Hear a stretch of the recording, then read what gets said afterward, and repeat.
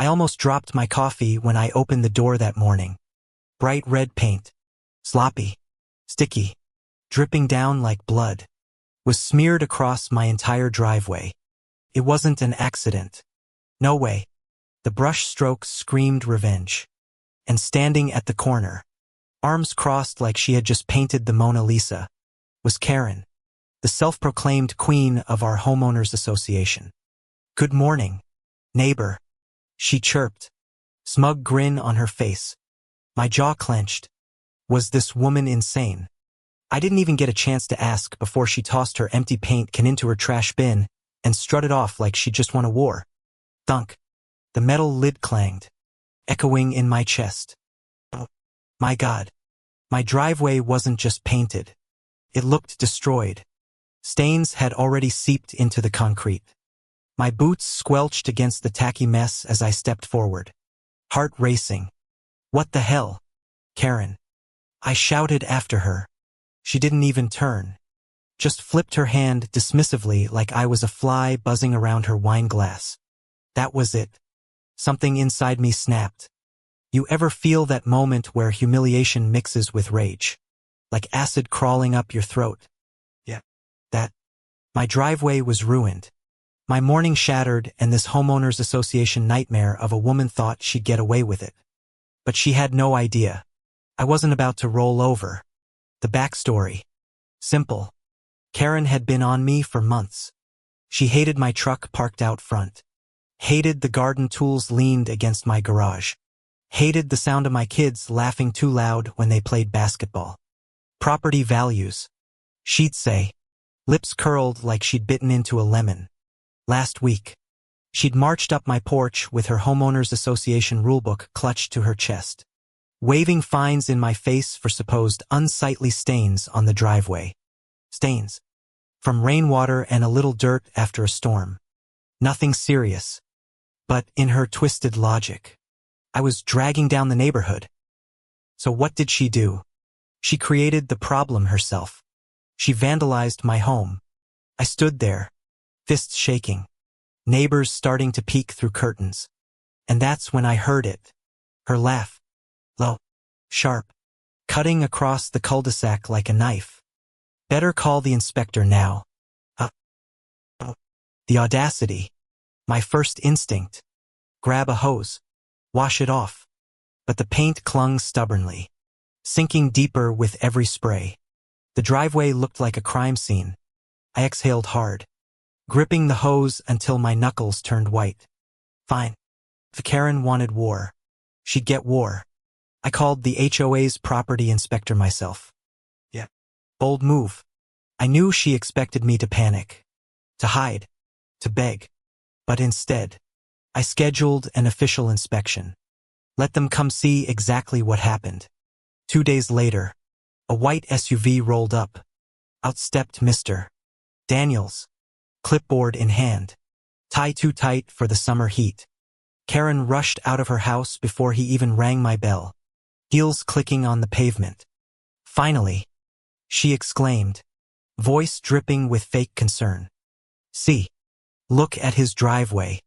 Absolutely disgraceful. Lowering all our property values. You simply must issue a fine. I leaned against my porch rail, arms crossed, and just waited. Mr.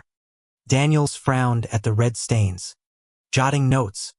He crouched down, ran a finger along the hardened paint, sniffed it.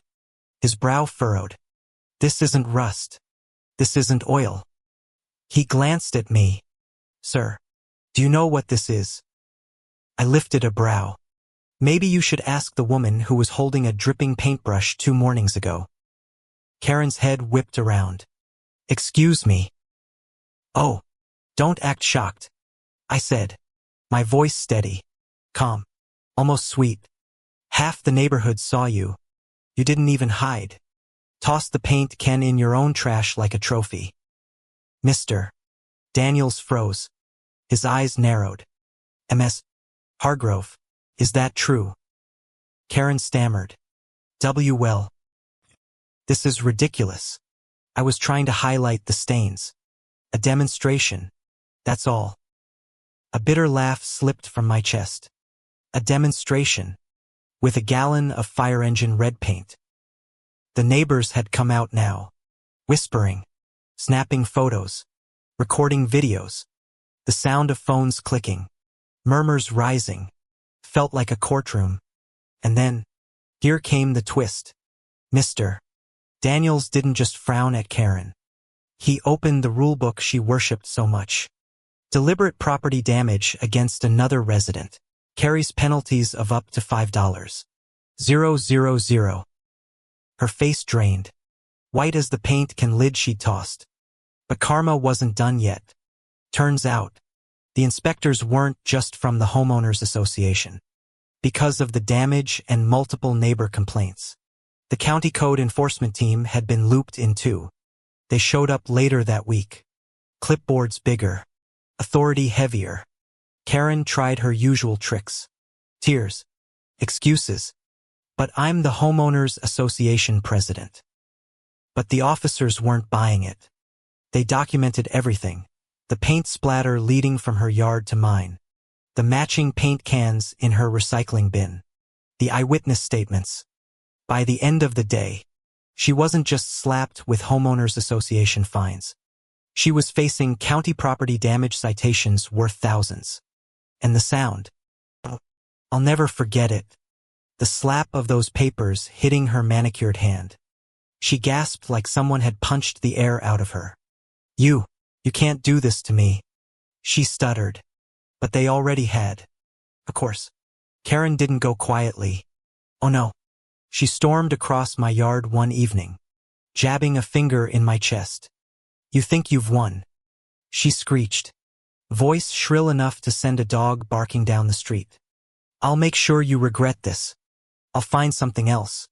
Some other violation. I leaned in, lowering my voice so only she could hear. Careful, Karen. Every time you try, you just dig yourself deeper. How much are you willing to pay for your obsession? She froze. For once. No comeback. Just a sharp inhale and the sound of her heels stomping back across the pavement. Clack, clack, clack. But the war she declared. It was over. Because by the next homeowners association meeting, her own board members voted her out. Too much liability. Too many fines. Too much shame. Karen, the queen of the cul-de-sac, dethroned in a single motion. And me. My driveway got professionally cleaned. Costs covered by her fines. I even upgraded. Sealed the whole thing. Smooth as glass.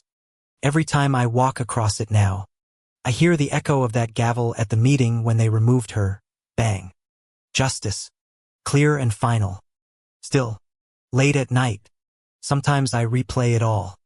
The laughter, the paint dripping, the gasps when the inspectors read the fine. And I wonder, how far will some people go to control others? How blind does power make them until karma steps in? Because in the end, Karen's greatest downfall wasn't the paint. It was her arrogance. And trust me, there's no power washer strong enough to scrub that stain out of her reputation. Thank you for listening to this story. If you enjoyed it, make sure to subscribe to the channel for more unbelievable homeowners association drama and real-life karma stories. They didn't just ruin the party, they shoved kids, screamed about regulations, and called the cops on a Sweet 16 in a public park. But what they didn't expect. The real law was already there sitting quietly with a cupcake in hand. It was supposed to be a chill, sunny Saturday at Fernwood Park.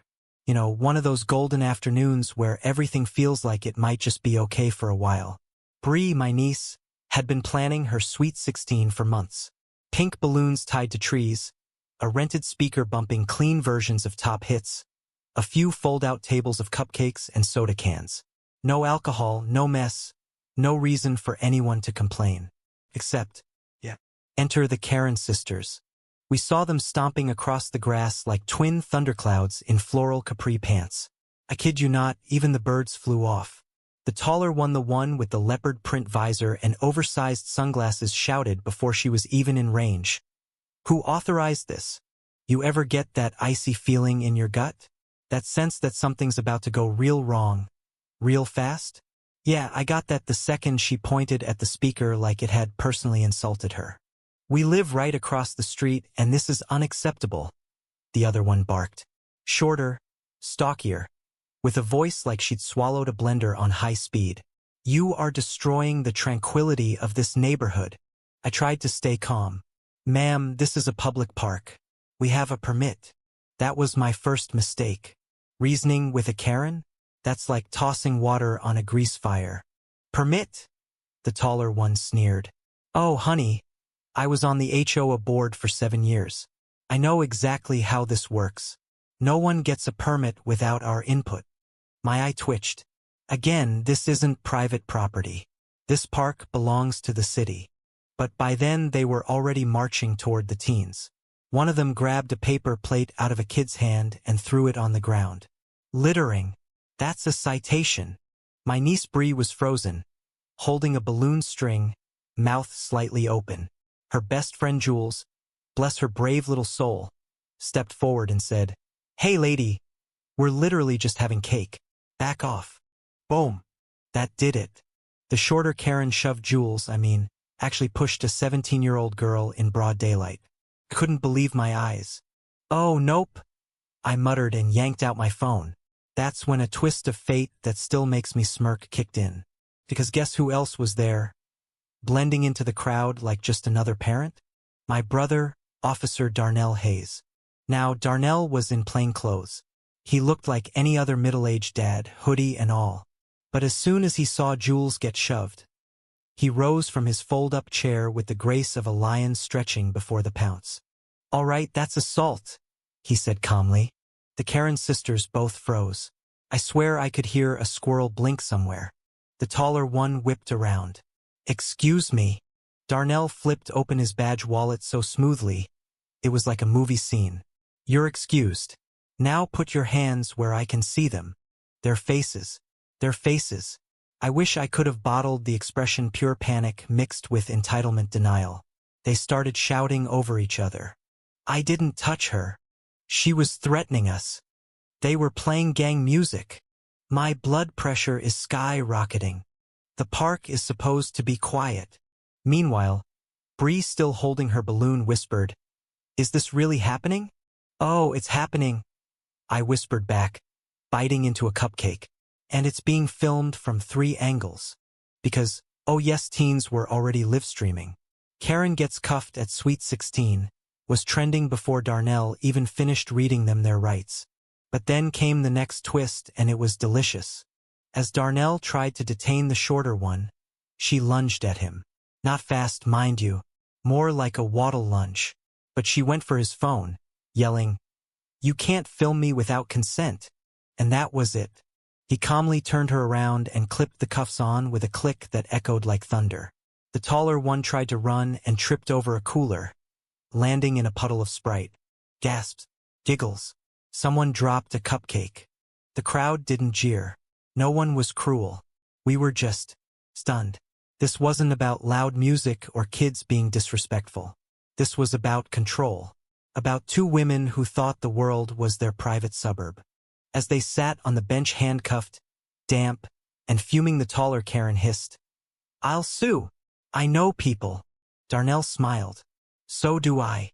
They were booked for assault and disorderly conduct. Later we found out they had multiple complaints filed against them, not just here, but at the community pool, the library, even the dog park. Apparently, these 2 had been local terrors for years. The city put them on a behavior probation list. You know it's bad when you get flagged by name in the Parks Department's internal memo. But the best part?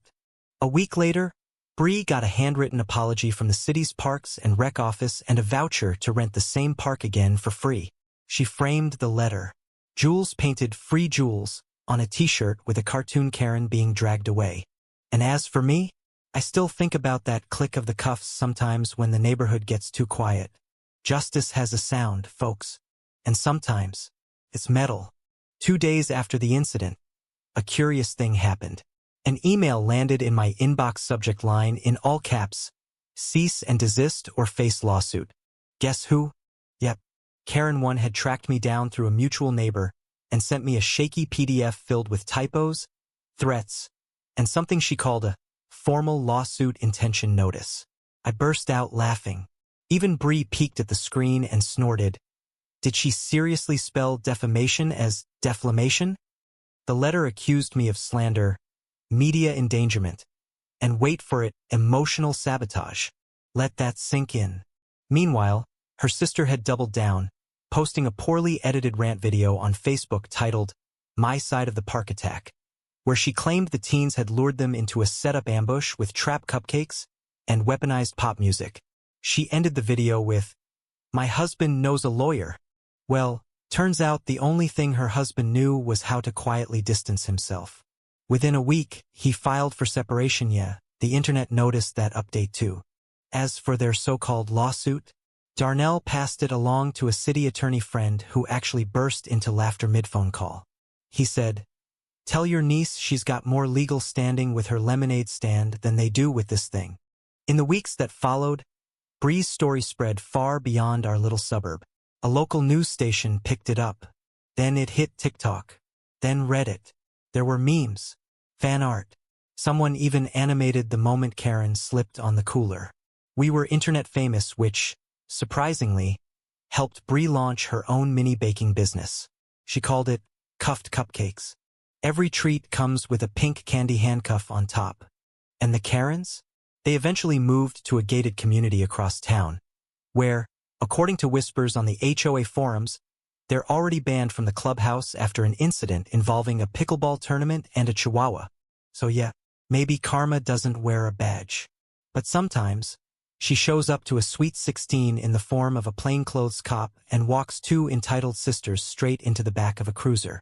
And hey, if you ever get threatened with a fake lawsuit for defending a kid's right to dance in the sunshine, just remember, the truth has a way of snapping back. If you like this story and want more jaw-dropping drama served with sweet revenge and sprinkles of justice, hit that subscribe button on our YouTube channel because Karen's season never ends. She was charging her Lamborghini EV from my cabin like it was her personal gas station every damn night. No knock, no text, no permission. Just a flicker of headlights in the trees and that faint electric hum as she plugged into my generator like she owned the woods. Yeah, that happened. It started 2 months ago when I took a break from the city and holed up at my late uncle's off-grid cabin up in Lassen County. I needed quiet, space, the smell of pine and burnt coffee. What I didn't need was some HOA queen from the neighboring glamp community, siphoning my solar storage to juice up her six-figure toy. The first time I saw the car, it was parked real casual by the edge of my gravel loop, half hidden behind a cedar. Midnight black, sleek as hell, headlights off, like it was trying to sneak up on something. I figured maybe it was a lost tourist or a ranger doing rounds. But when I spotted a thick orange extension cord snaking from my backup outlet down into her bumper, I saw red. First, I unplugged it and left a note. Private cabin. No trespassing. No power. No touchy. I taped it to her windshield with duct tape and thought that'd be the end of it. But nope. 2 nights later, same scene. Same damn lumbo. Same humming cord. Now with a cute little note from her taped over mine. Be neighborly red heart, HOA Vice President Karen Sterling. I nearly threw my coffee mug at the pine tree. Karen, for context, is the reigning tyrant of Crystal Ridge Estates, a bougie cluster of glass and steel nature sanctuaries that went up across the ridge last year. I'd already had words with their landscapers cutting too close to my land. But Karen? She took entitlement to a whole new stratosphere. Imagine if Elon Musk and a golden retriever had a baby-rich, manicured, overly friendly, but absolutely no concept of boundaries. So I installed a camera. Just one, tucked in the woodpile. And sure enough, she came by like clockwork, always past 10 p.m., always in yoga pants and a silk bomber jacket, always humming to herself while she plugged in like this was her birthright. I started making a folder. Footage. Screenshots. Battery logs. Then I checked my generator logs and saw what she was draining. This woman was stealing over $20 worth of solar reserve each night, dipping into backup I needed for freezing nights and emergency comms. I tried confrontation next. Karen, I said, catching her mid-plug one Tuesday. You can't just help yourself to my power. She gave me this wide-eyed, confused smile like I just told her water wasn't wet. Oh, I thought you knew. It's just temporary until our HOA gets the public charger installed. You barely use your place anyway. And I figured sharing is caring. She giggled, as if that was the end of the conversation, then added, besides, we have a neighborhood compact that allows for temporary resource redistribution in times of infrastructure delay. I blinked. Karen, this isn't your HOA, this is my land. That outlet is hooked up to a system I built with my own hands. For emergencies, not for. Okay, I get it. You're stressed. No need to be territorial. She actually patted my shoulder. I'll ask the board to send over a thank you basket. And with that, she drove off, leaving tire dust on my herbs. Now, I'm not proud of what I did next, but desperate times. I built a power trap. Not something dangerous, just a voltage inverter surge trip wired to an old inverter box. Anyone who tried to draw more than a preset wattage would trigger the circuit. The result? A total shutdown and a nasty kickback pulse through whatever was plugged in. Nothing lethal, just enough to fry an unshielded onboard charger. Which, turns out, is what those fancy lumbos don't like messing with. 2 nights later, she rolled up again. I watched through my kitchen window, thermos in hand, heart racing like I was about to launch a rocket. She plugged in, humming like always. The cord lit up green for a split second, then crackled. There was a snap, a flicker of sparks, and then the Lambo's dashboard lit up like a Christmas tree before going dark entirely. A second later, her scream pierced the woods. I sprinted outside with a flashlight, feigning concern. Everything all right, Karen? She was half-crawled under the car, shrieking into her phone. It's dead. My baby's dead. It sparked at me. You monster. You rigged your cabin like a booby trap. I shrugged, barely suppressing a grin. Weird. Guess my solar batteries don't like uninvited guests. What happened next? Oh, she called the sheriff. Karen really thought she had me. She stood there in the gravel driveway, frantically waving her arms at the sheriff's deputy like she was directing airport traffic. He sabotaged me. This is criminal tampering. I could have been electrocuted. Meanwhile, her fried Lamborghini sat like a very expensive paperweight. Lights out, hood slightly ajar, and still trailing smoke from its onboard charger. The cord? Melted at the tip. My little power trap had worked perfectly. Deputy Landry, bless that man's patience, had the kind of face that said he'd seen way worse up here in the mountains. He listened quietly as Karen spiraled into her opera of victimhood, occasionally scribbling in his notebook with zero urgency. I kept my mouth shut until he turned to me. Sir, he said, straight-faced, is this your property? Yes, sir, I replied, handing over the laminated deed I'd pulled from my fireproof box just in case this circus escalated. Cabin's been in my family since '89. I maintain the land, the generator, and the entire solar grid. He nodded slowly. And did you give this woman permission to charge her car here? I almost laughed. Not once. In fact, I've got footage of her doing it multiple times without consent. Would you like to see it? Karen's face snapped toward me like a viper. You recorded me? Oh, I record everything, Karen. Wildlife, bears, trespassers. The deputy cleared his throat. Ma'am, I'm gonna need to see your ID and vehicle registration. Karen hesitated, the panic starting to bubble up in her voice. To M, the HOA vice president of Crystal Ridge, our bylaws. Ma'am, this isn't Crystal Ridge, Deputy Landry cut in flatly. This is private land outside of your HOA's jurisdiction. She looked like someone just told her gravity was optional. And then came the twist. As Landry was inspecting her license, another car pulled up. Unmarked but familiar. Out stepped Claire Jennings, County Code Enforcement Officer, and, incidentally, my cousin. Hey, cuz, she called with a smirk, clipboard already in hand. Heard there was a situation. Karen's jaw dropped. I just leaned back against the porch post, sipping my coffee like I was watching the best episode of Yellowstone ever written. Claire walked up to the deputy and they talked briefly, flipping through pages on her clipboard. Then she turned to Karen and said, Miss Sterling, Your vehicle has been recorded accessing private off-grid power without consent on at least 6 occasions. That's theft of utilities and trespass. Karen sputtered. That's ridiculous. This entire area was designated communal in our HOA expansion. Claire raised a hand.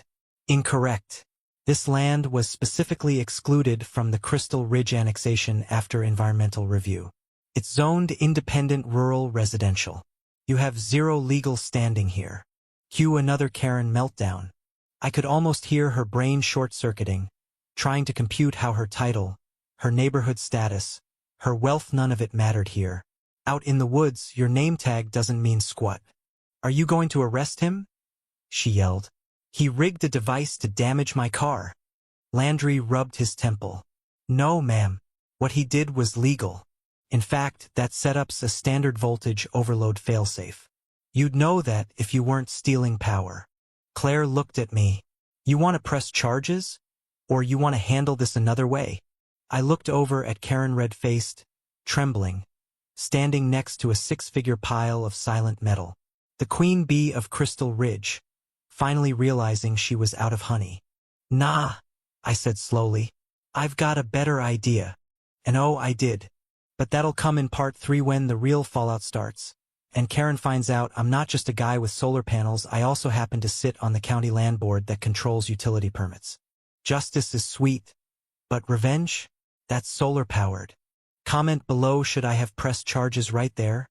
Or let karma run its course? And if you want to see what Karen's HOA tries next, you know what to do. Subscribe and stay tuned because this saga's just warming up. You ever get the feeling that something just ain't right? That deep itch at the back of your neck? Like someone smiling too wide at you, like they're hiding something under that perfect HOA-approved facade? That was the vibe every time the Karen sisters waved from their oversized patio. The sisters Tricia and Denise lived 4 houses down, in the biggest property on the block. A white brick, 2-story monster with Roman columns, fake ivy, and the HOA's blessing to do whatever they wanted. Everyone knew they were tight with the board. Hell, Denise even was on the board, before she stepped down for family reasons, which now sounds hilarious in hindsight. And the pool house. God, the pool house. Bigger than my actual house. Neon lights at night, tinted glass during the day, and always people coming and going, especially after dark. SUVs, sleek sedans, and vans with no business in a residential neighborhood. I didn't say anything at first. You try not to poke the bear, especially when the bear's got Karen hair and an entire HOA at her back. But then my dog found something. It was early April. The air was still brisk, and the dew clung to the grass like it didn't want to leave winter behind. I was walking Pepper, my German Shepherd mix, past the back end of their property when she darted toward the storm drain. I almost dropped the leash. She sniffed, growled, and then backed away with a whimper. That's when I saw it. A discarded, plastic-wrapped case of medical gloves. Industrial grade, like the kind you'd see in a hospital, with a hospital label. Still sealed. What the hell? I took a photo. Another the next day. More trash showed up, IV bags, packaging with biohazard symbols, broken down boxes with barcodes still visible. My gut clenched every time I passed that drain. Were they dumping this stuff in our neighborhood? I didn't want to jump to conclusions, but when I saw 2 dudes in scrubs haul boxes out of the pool house at 11 p.m., I knew this wasn't some over-the-top home gym. It was shady. It was wrong. And it was gonna blow up. But here's where it gets spicy. I didn't report it to the HOA, oh no. I called my Uncle Roy. Uncle Roy's a fire marshal with the county. Been on the job 22 years. Doesn't say much unless it matters. And when he speaks, people listen. I sent him the photos. His response? Just 2 words. I'm coming. When Roy pulled up that Saturday morning in his battered red truck with government plates, he didn't waste a second. Walked right up to their gate, knocked once, and waited with the stillness of a man who knew he had authority. The door opened, and there she was, Tricia, Karen herself, in a fluffy white robe, mimosa in hand, and an attitude that could freeze lava. You're trespassing, she snapped before he could say a word. Roy raised his badge. County Fire Marshal. We received a tip about improper chemical storage and unlicensed medical disposal. I need to inspect the premises. Denise showed up next, hair half done, phone already recording. This is harassment. You can't just barge into private property. I didn't, Roy said calmly. I knocked. I stood by the sidewalk, arms crossed, heart pounding. I could feel the tension crackling in the air. You got a warrant? Denise sneered. Don't need one, Roy replied, stepping past her without hesitation. Chemical safety falls under county emergency jurisdiction. You're about to find out why. They scrambled after him, protesting.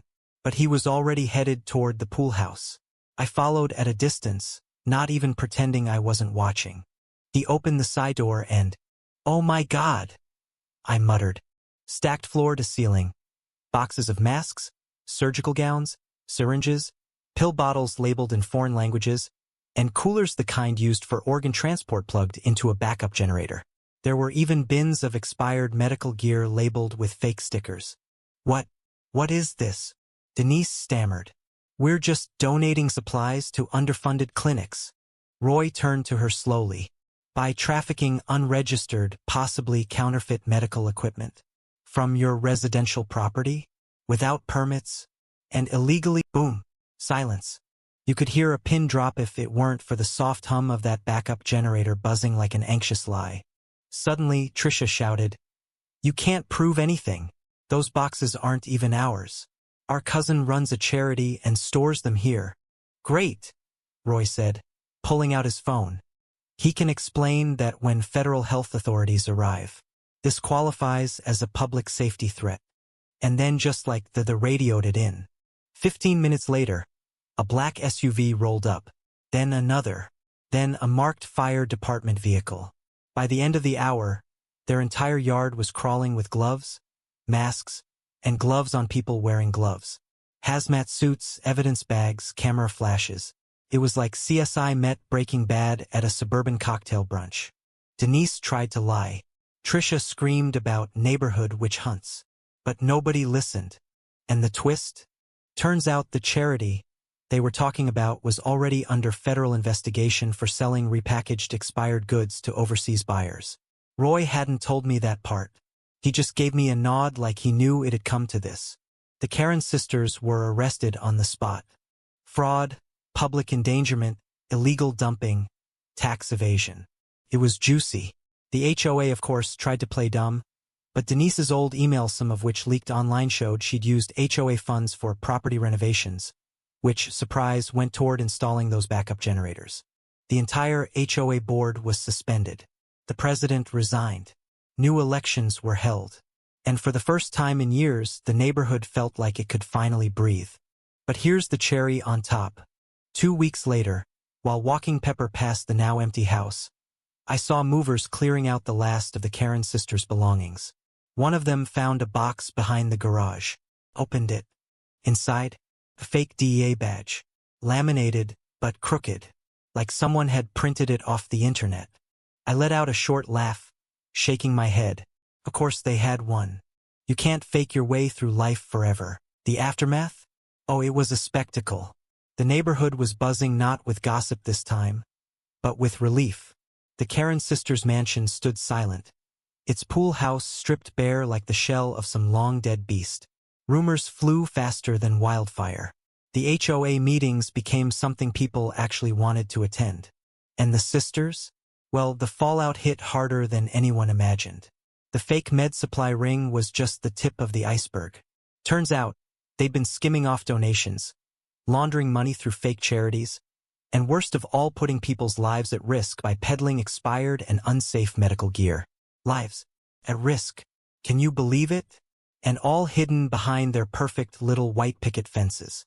I heard through the grapevine that one of their former clients was gearing up to file a lawsuit.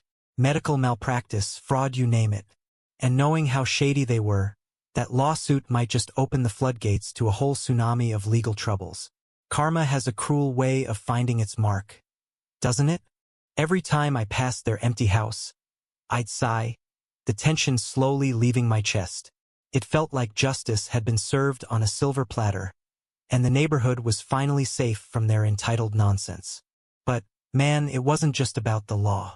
It was about what happens when people hide behind their status and privilege, thinking they're untouchable, thinking they can manipulate the system and everyone around them. For years, the Karen sisters flaunted their HOA connections like badges of honor until Uncle Roy showed up and turned their perfect little world upside down. And you know what? That's the story of so many entitled people out there until someone with real authority steps in and the cracks start to show. I've been through plenty of HOA drama before, but this one was different. It was real. It wasn't just about ugly emails or stolen parking spots. It was about exposing a fraud that endangered public safety.